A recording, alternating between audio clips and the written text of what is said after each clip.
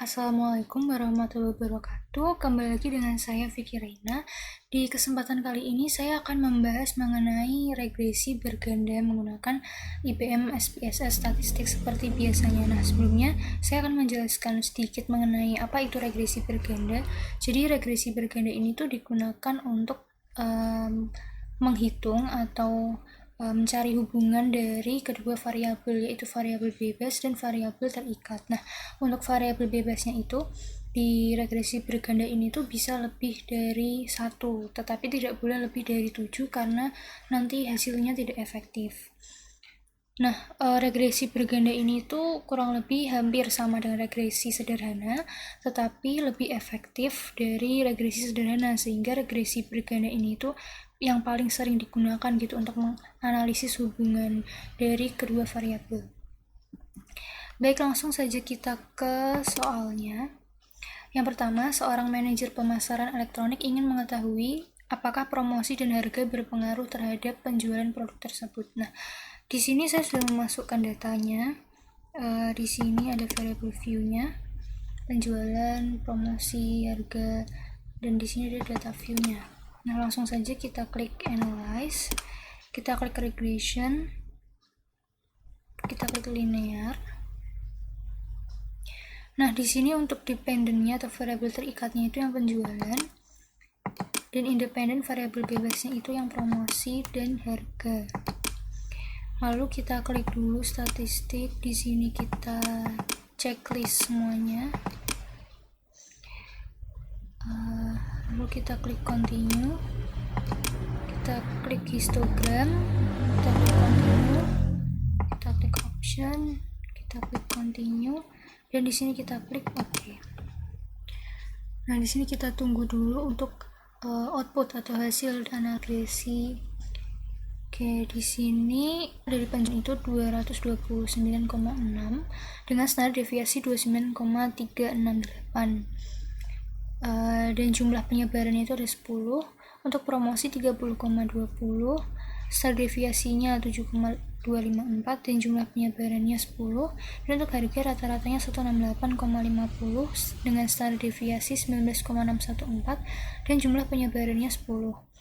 Nah, di sini untuk signifikansinya, penjualan dengan promosi itu signifikansinya 0,00, yang mana ini lebih kecil dari 0,05, karena jika signifikansinya lebih kecil dari 0,05 berarti ada pengaruh atau hubungan di antara kedua variabel itu. Nah, lalu penjualan dengan harga 0,01 ini juga lebih kecil dari 0,05 sehingga ada hubungan antara kedua variabel ini. Berarti promosi dengan penjualan dan harga dengan penjualan ini ada hubungan.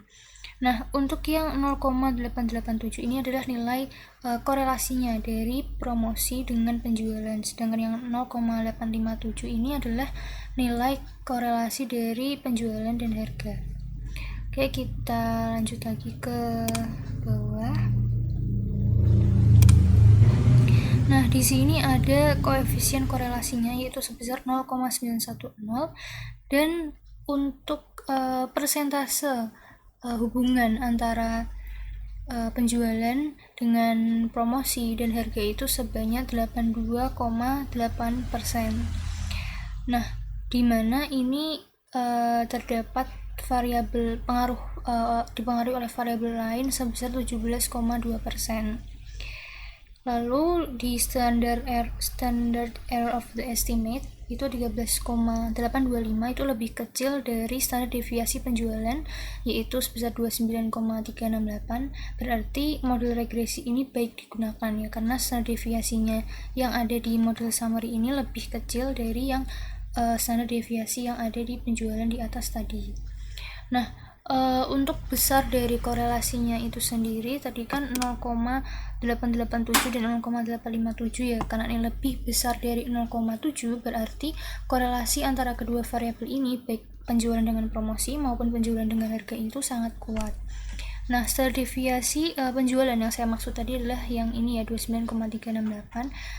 Ini lebih besar ya dari yang ada di model summary, berarti regresinya ini baik karena yang ada di model summary ini tuh standar deviasinya lebih kecil.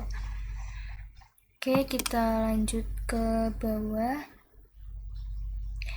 Untuk persamaan regresinya itu adalah Y ditambah A ditambah BX ditambah CX ya, dengan A-nya itu adalah yang konstan. Di sini yang konstan itu yang 65,085. Sedangkan BX-nya itu berarti 2,308 X1 atau variabel promosi yang menjelaskan variabel promosi, dan ditambah oleh 0,563 X2 yang menjelaskan variabel harga.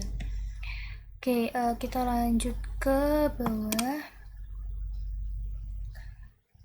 Nah, di sini dari histogram ini didapat bahwa data ini tuh berdistribusi normal gitu ya. Berarti data ini tuh sudah betul karena berdistribusi normal sesuai dengan histogram atau grafik yang ditunjukkan.